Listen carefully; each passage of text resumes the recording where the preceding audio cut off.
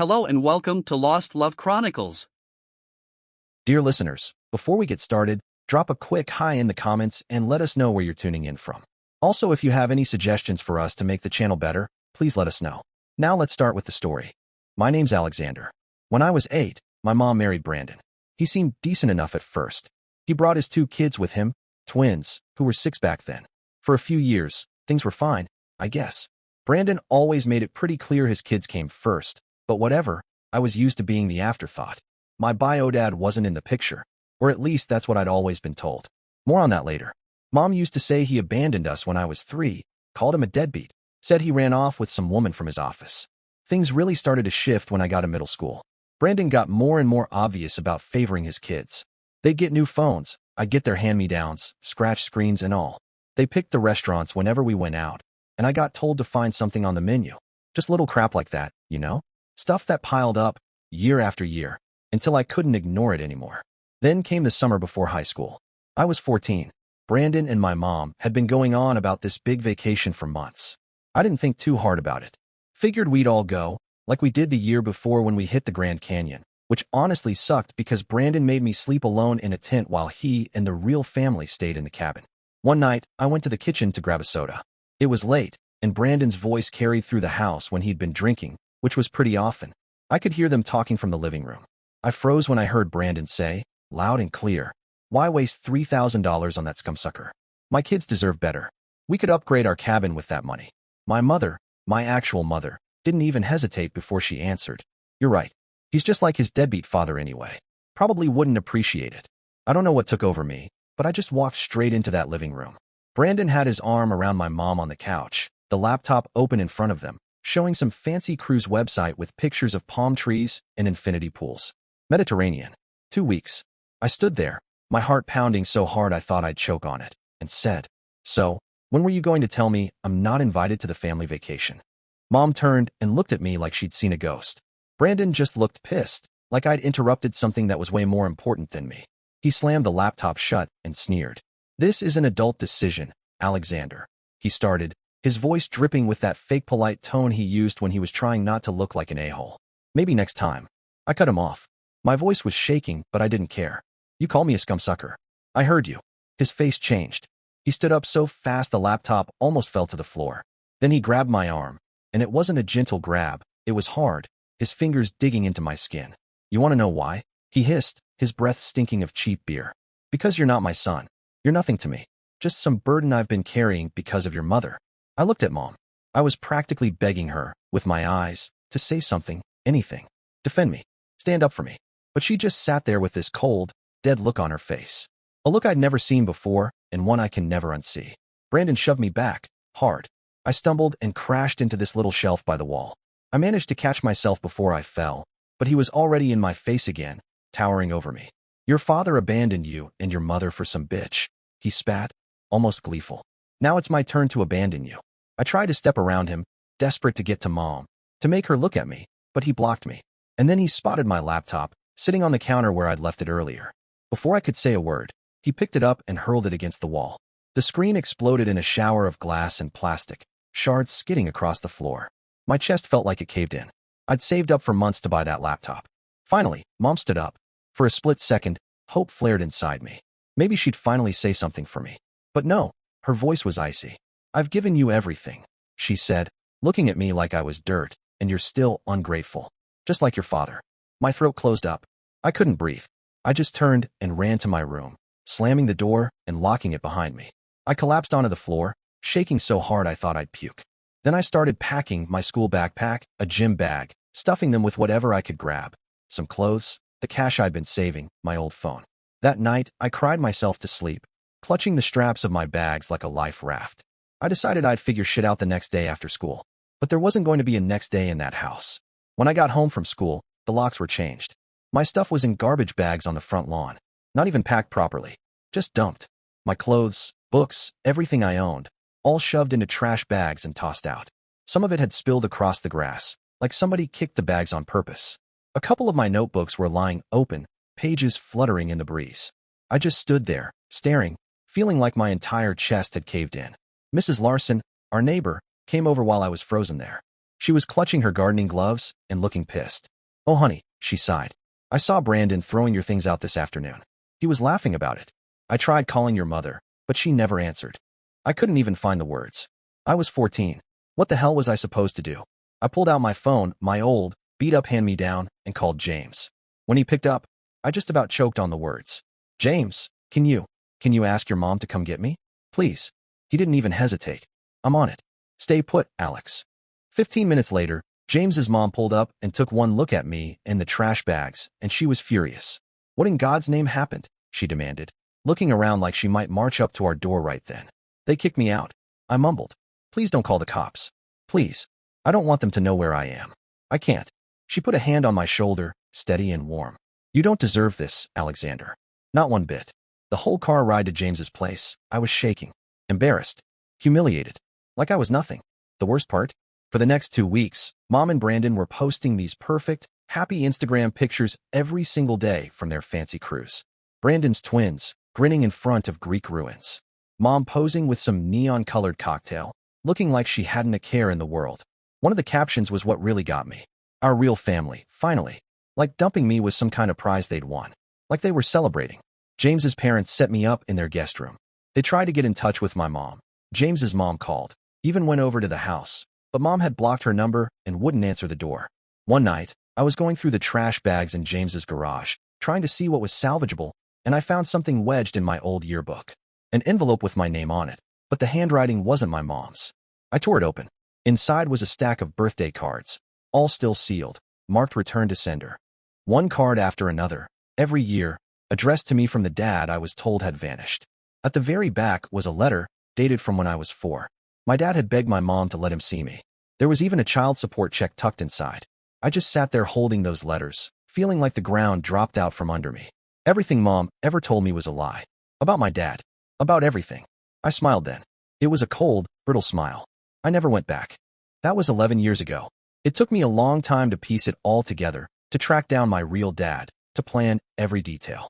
But 3 days ago, I finally executed the plan that destroyed everything they built on their lies. That morning, my phone exploded with notifications, 60 missed calls, one after another, and voice messages full of panic and terror. But that's a story for another day. When I was 14 years old, living in James's guest room, trying to wrap my head around the fact that my entire childhood had basically been a lie. James's parents, the Russell, were incredible. They didn't just give me a place to stay for a few days. Mr. Russell, standing there in his plaid bathrobe one morning, looked me straight in the eye. "Alexander," he said, real firm, "you stay here as long as you need. Don't even think about going back there." Mrs. Russell took me out shopping because half my stuff was missing or had been ruined from sitting out on the wet lawn. She even bought me new clothes, and I remember trying not to cry in the Target dressing room because it was the first time in forever that someone acted like I mattered. They weren't just being nice. They were angry. Really angry. The morning after I showed them the birthday cards and the child support check, Mr. Russell was standing in the kitchen with a mug of coffee. When I told him everything, he slammed the mug down so hard on the table it cracked. Coffee went everywhere. "I'm calling CPS," he snapped, voice shaking. "This is child abandonment. She can't just..." "Please don't." I cut in, voice small and pathetic. "I don't want to end up in foster care." He sighed, scrubbing a hand over his face, and looked at me like he wanted to fix everything right then. "Son, you can't stay in limbo forever." "I know," I whispered, staring down at my shoes. Looking back, maybe foster care would have been better, but I was too scared. Too broken. Mrs. Russell tried to help in her own way. She called the school to explain why I wouldn't be coming in for a bit. I heard her on the phone, voice tight and calm. "Yes, Alexander is safe. He's staying with us." "No, his mother and stepfather kicked him out." Then she paused, listening, and I could tell by her face something was off. "Excuse me," she said. "I'm telling you the child was abandoned. You need proof to excuse him from school." Apparently, the administration demanded she prove she had permission to call me in sick. When she explained, they said they'd have to file a report. But then, like so many things, nothing ever came of it. Typical. Meanwhile, I couldn't stop going over those cards. 11 of them. One for every birthday since I was 3. All returned unopened, with return to sender written in my mom's handwriting.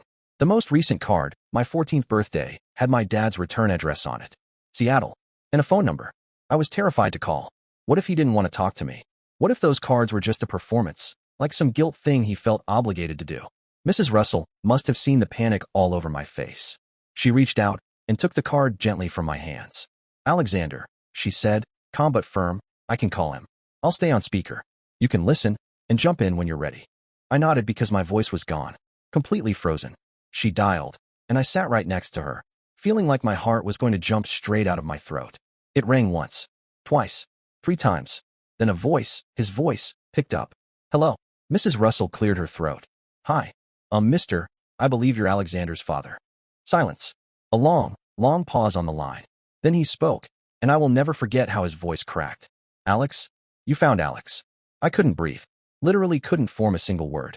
Mrs. Russell looked at me, then back at the phone. Yes. Alexander is here with me. He's safe. On the other end, I could hear him let out this shaky breath, like he was trying not to cry. Oh my God, he whispered. Oh my God. You found him.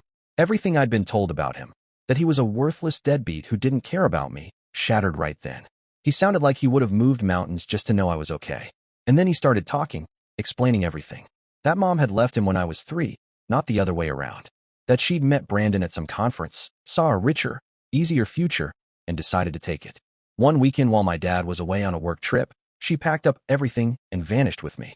No forwarding address, no warning. He told us how he'd hired a private investigator, but by the time they got a lead, she'd already moved us across the country and started using her maiden name again. The cards he sent every year were mailed to the last address he had, hoping they'd somehow get forwarded. And the money?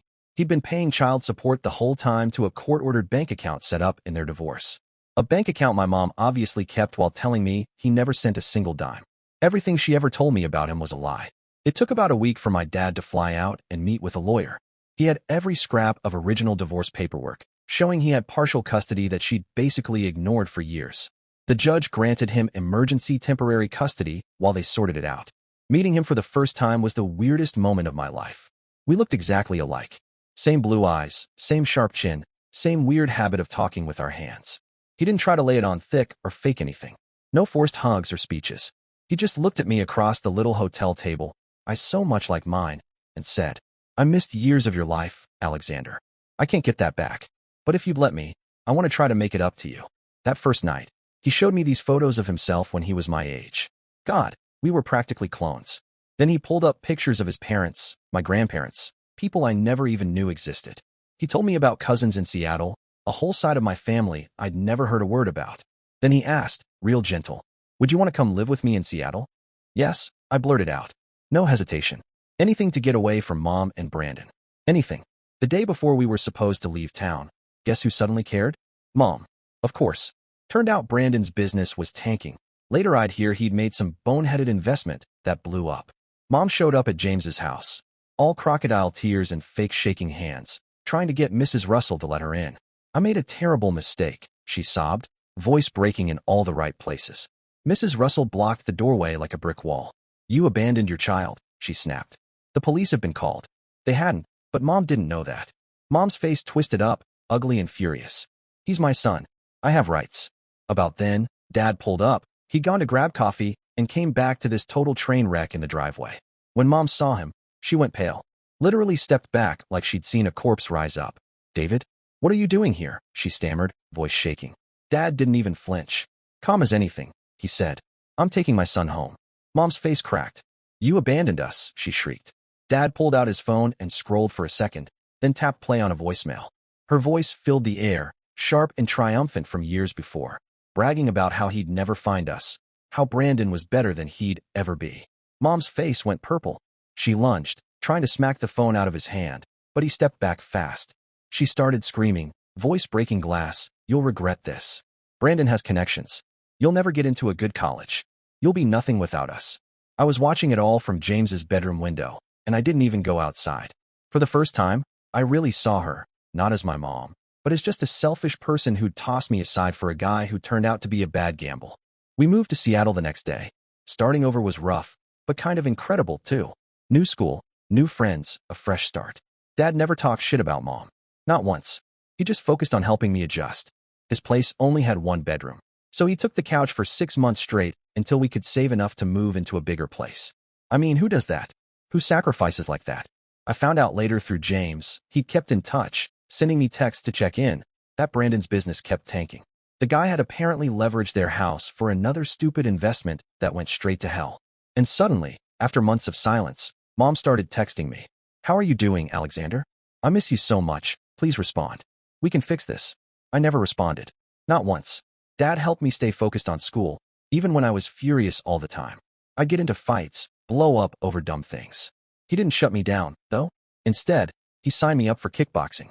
Taught me to channel all that rage instead of letting it eat me alive. It worked. Fast forward to senior year. I got into a business program at a good university.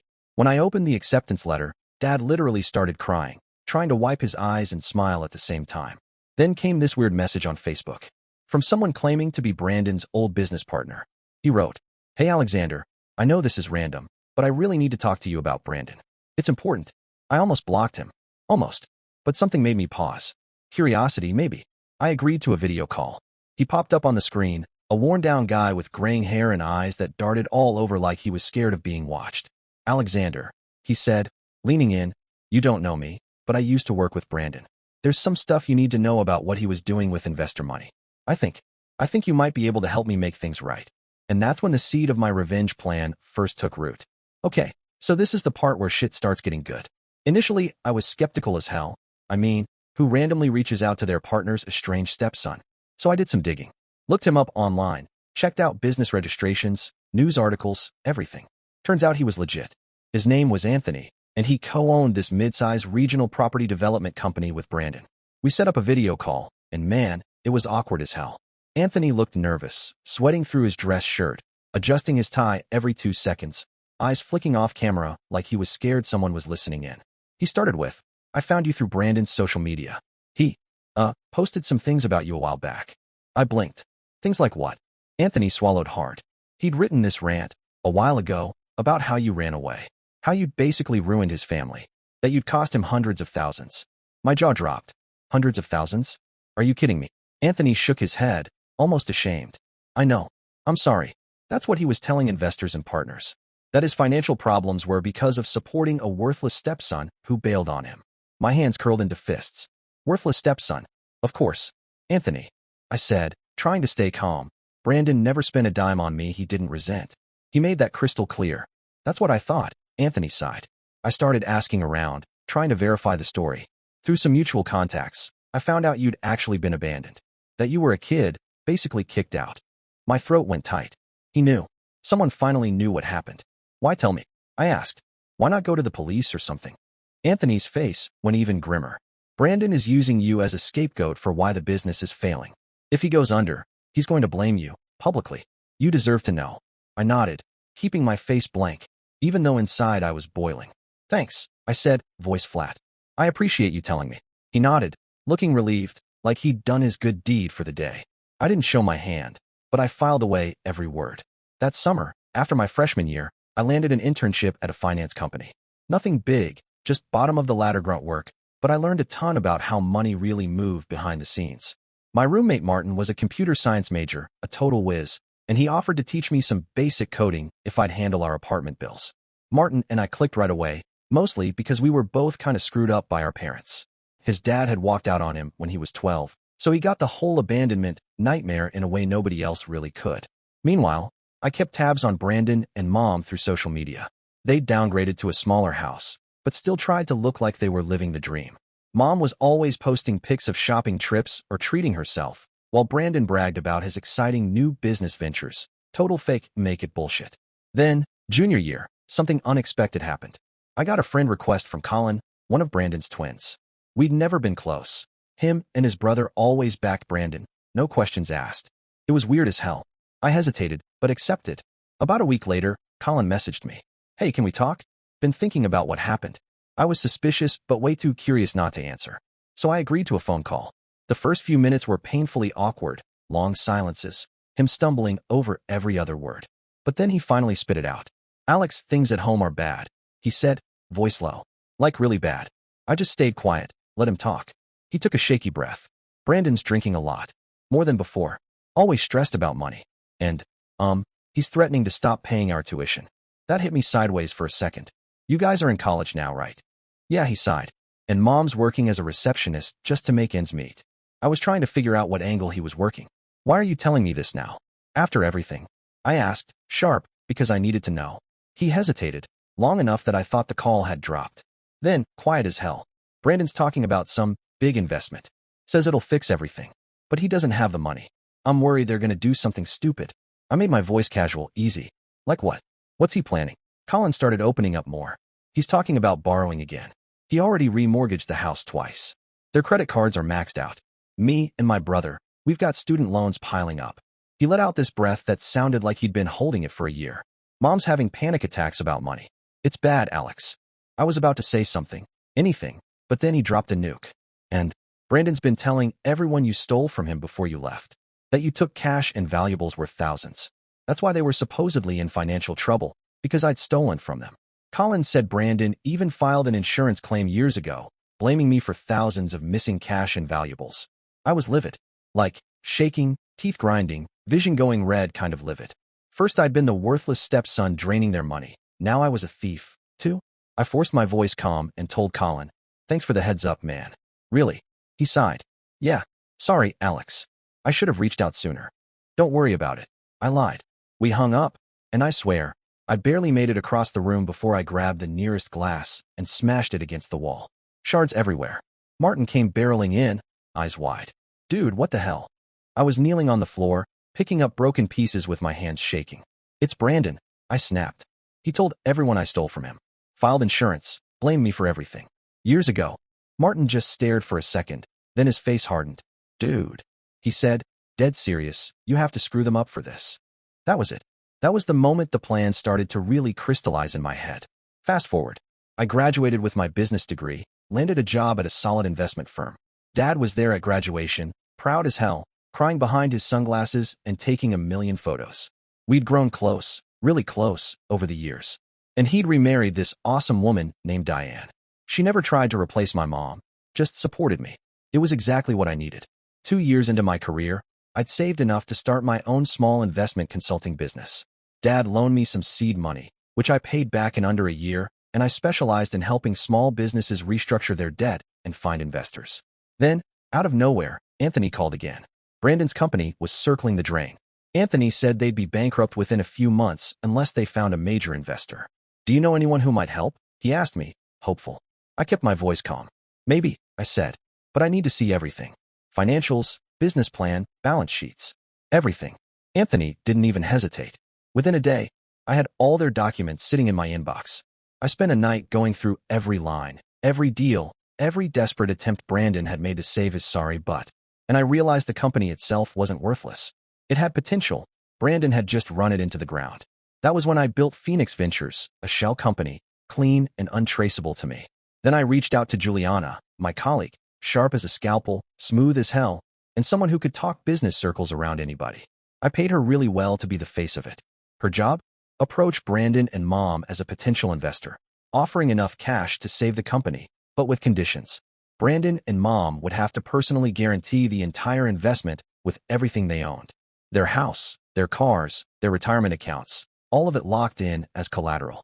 The contracts were airtight, completely legal, but structured so that if they failed to hit certain performance targets I knew for a fact were impossible with their current disaster of a business, then Phoenix Ventures would own it all. I had Juliana reach out to Anthony first. The guy was practically dancing to make the introduction. He set up the meeting with Brandon, and Juliana went in like a goddamn pro. Confident, a little flirtatious, promising them everything they wanted to hear about rescue money, growth, a second chance. Brandon and Mom ate it up like starving dogs. They were desperate, and Juliana was their shiny golden lifeline. By the third meeting, they were practically begging her to take them on. The night before the final contract signing, I couldn't sleep. Couldn't stop thinking about 14-year-old me standing in front of garbage bags on a wet lawn, about Brandon's face twisted in hate while he smashed my laptop against the wall, about Mom just sitting there doing nothing, then smiling days later on her fancy cruise, calling it their real family. I scrolled back through those Instagram captions they'd posted, our real family finally, and it hit me all over again like a punch to the chest. I pulled out my phone and texted Juliana. Everything's set for tomorrow? She shot back, all righty. They're bringing the notarized collateral documents. You sure about this? I stared at the screen for a second, breathing hard, then typed. Never been more sure of anything. The next morning, I was posted up in my apartment, watching the hidden camera feed Juliana had set up in the conference room. The angle was perfect. I could see Brandon smirk as he flipped through page after page, signing without reading a single clause. Mom kept brushing her hair back behind her ear, eyes darting to Juliana, trying to look confident, but really just scared. I could see the relief on her face as the final signature hit the paper. Then I texted Juliana. Now. She stood up smoothly, told them she needed to step out to call the investment committee for the final approval. I saw her leave the frame, and Brandon leaned back, all smug and satisfied, tapping his pen against the table like he'd just scored the deal of the century. 5 minutes later, Juliana walked back in, calm and collected, carrying a simple folder. She placed it in front of Brandon and Mom. I couldn't hear what she was saying, but I watched as Brandon's smile died, the blood draining from his face, right as he opened the folder. Inside that folder was a single photo of me, older, sure, but still unmistakably me, right next to page after page of documentation proving every lie Brandon had ever spun about me. The fake insurance claim, the bullshit stories about me being some worthless, money-sucking thief, all of it laid out in black and white. That's when my phone absolutely exploded. 60 missed calls within the first hour. Voicemails tripping over each other, all panic. Alex, please call us. This is a misunderstanding, sweetheart, please. We need to talk right now, you can't do this to us. I turned the volume down, silenced every notification, and walked straight to the coffee shop across the street. Let them sweat. I wanted them to feel it, that gnawing dread, that stomach-churning fear, the same way I'd felt standing in front of garbage bags in the rain when I was 14. About 3 hours later, I walked into my office downtown. I'd made damn sure my name was on the glass door in bold letters, and that the Phoenix Ventures logo was right behind reception, big enough to smack them in the face. Juliana had told them exactly where to find me if they wanted to discuss their options, and I knew there was no way they'd stay away. Sure enough, around 4 that afternoon, my receptionist buzzed through, voice tight. Alexander? They're here. In the lobby. I smiled just a little. Okay, tell them to wait. 2 minutes. Petty? Hell yeah. But I wanted them to feel every second of that awkward, humiliating silence. The same way I'd felt waiting on the front lawn of that house with my whole childhood stuffed into trash bags. After 2 minutes exactly, I told her, send them in. When they finally came through the door, Mom looked like she hadn't slept in days. Her eyes were puffy, makeup smeared at the corners, hair pulled back in a messy bun like she hadn't even cared. Brandon tried to keep that old smug confidence plastered on his face, but his hands, man, his hands were shaking. The best part? When they walked in, my own mother didn't even recognize me at first. 11 years had gone by, and she was so laser-focused on whoever this mysterious investor was who'd screwed them over that she didn't see me, her son, sitting behind the desk. I didn't say a word. I just leaned back, waited. Then it clicked. I watched it hit her like a lightning bolt. She physically stumbled backward, grabbing the back of a chair for balance. Alex, is that really you? Brandon's face went from confused to beet red in about 2 seconds flat. His jaw clenched, and then he just exploded. You tricked us. This is fraud. I'll have you arrested, you lying little. I cut him off, sharp. Sit down, Brandon, or get out. He froze, sputtering, looking for backup from Mom, but she was still in shock. I kept my voice calm, steady. Everything you signed is 100% legal, reviewed by multiple attorneys. All I did was offer you an investment opportunity with terms you eagerly accepted. It's not my fault you didn't bother to read the fine print or check Phoenix Ventures out first. Mom started crying right then, crocodile tears rolling down her face. How could you do this to me, she sobbed. That was it. I snapped. I pulled out my phone and flipped to the screenshot I'd saved, the one from their fancy cruise, where they'd been all smiles while I was left on a lawn with garbage bags. I shoved the screen toward her. Our real family finally. I read out loud, voice cracking just a bit, but I didn't care. Explain this, Mom. Explain how you could abandon your 14-year-old son and then post this for the world to see. She tried to blubber something about Brandon, that he'd made her do it, that she'd wanted to come back for me, but had been afraid. I laughed right in her face. Afraid? I scoffed, shaking my head. We're just comfortable. Then I pulled another set of papers from my drawer, copies of every child support check my dad had ever sent, with her endorsement on the back. You cashed these, I told her, while you told me my dad never sent a dime. So tell me again how you were afraid. Brandon shifted tactics instantly, his voice turning syrupy, fake. Look, Alex, let's not make this worse. Tear up the contract. We can work it out. We can start fresh, be a family again. I just looked at him cold. Brandon, I said, do you remember throwing my laptop against the wall? I stared straight at Brandon, ice in my veins, and asked him flat out if he remembered telling me I was nothing to him. His face twitched, like he wanted to deny it, but then he tried to weasel out instead. Look, kid, I was under stress, you know? I'd been drinking. People say shit they don't mean. It was a mistake, okay? The usual bullshit excuses. The same cowardly script every abuser pulls when they're cornered. I didn't even flinch. Just shook my head slowly and pulled out another folder from the drawer. This, I told them, flipping it open, is your performance target for the next 30 days if you want to keep Phoenix's investment. Mom leaned forward, hope flickering in her eyes for half a second. Then her face fell as she read it. Brandon's jaw tightened. His eyes scanned the numbers, then widened. 3 times your average monthly revenue, I explained calmly. In 30 days. He slammed his fist down so hard on my desk it rattled, sending a cup of pins clattering to the floor. This is a setup, he roared. You think you can ruin me? I have friends, kid, friends who can make your life hell. My security guy, who I'd stationed right outside the office door on purpose, stepped in instantly, stone-faced, arms crossed. Brandon shut up so fast you'd think someone had hit a mute button. Then Mom tried the last card she had, guilt. Tears, trembling voice, everything. Alex, she choked, I know I failed you. But I raised you. I loved you. How could you do this to the woman who raised you? I felt my throat tighten for a second, but I forced it down. You raised me, I repeated. Then I let out a short, humorless laugh. Okay. I nodded toward Juliana, who had been waiting in the corner. She stepped forward and set a phone on the table, then hit play. Brandon's voice, clear as day. We'll take this dumb investor's money and run him dry. Then my mother's voice, light and joking. Maybe we can finally buy that vacation house. The silence that followed was thick enough to choke on. When the recording ended, I leaned forward and looked straight into their eyes. Here are your options, I said flatly. Option 1. You try to meet those targets, which we all know is impossible, and you lose everything in 30 days. Everything. I paused, let that sink in, then continued. Option 2. Sign over Brandon's company to me right now. Hand over the keys to your house, and I'll let you keep your personal belongings and 1 car.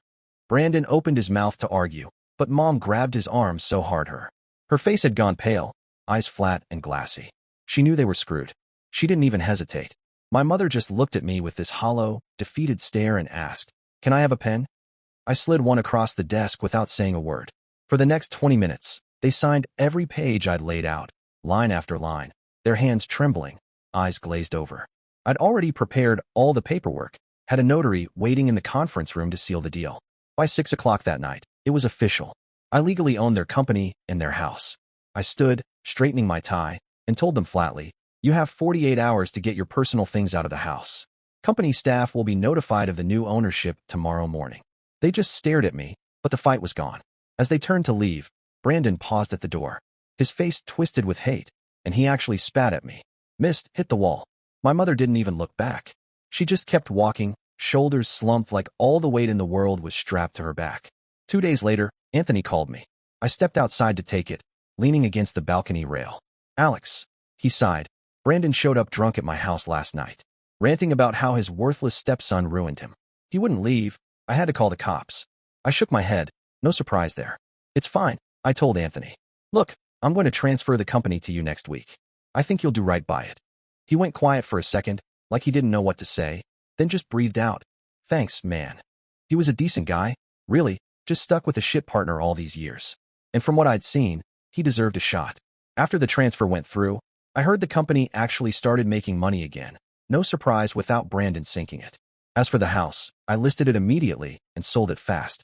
Half the profit I donated to a nonprofit that supports teens abandoned by their parents, kids like me. The other half, I took my dad, Diane, and their kids on a big Mediterranean cruise. And yeah, I posted plenty of photos. Real family photos. About a month later, Colin reached out. Said he and his twin were struggling since Brandon and my mother couldn't pay for their college anymore. I offered to help with part of their tuition. Not because I owed them a damn thing, I didn't, but because they were kids back then, just as trapped as I was. None of this had been their fault. Last I heard, Brandon and my mother had moved to some tiny apartment in another state. She got a job as a waitress. He's supposedly working some minimum wage job at a hardware store now. I can almost picture him in that cheap red vest, telling customers where to find paint thinner, swallowing every bit of pride he ever had. Every so often, I'll check their social media. It's gone dead silent. No more vacation selfies, no more bragging about our real family. Just nothing. A blank feed. Dad tells me I should let it go. Alex, he'll say, in that calm way of his, carrying around that kind of anger will only burn you up from the inside. They're not worth that. Maybe he's right. But honestly, every single time I replay those days in my mind, me at 14, Standing there with garbage bags of my clothes dumped on the front lawn, the locks changed, nowhere to go, no one to call. It wipes away any guilt I might feel. I don't regret a damn thing. They made me nothing to them. So I made them nothing to the world. And for the people who keep asking if I crossed a line, if I went too far, maybe I did. Maybe. But let me tell you something. When you abandon your kid and tell him he's worthless, don't be surprised when he grows up and proves just how wrong you. Dear listeners, please share your thoughts in the comments section below and don't forget to like, share, and subscribe.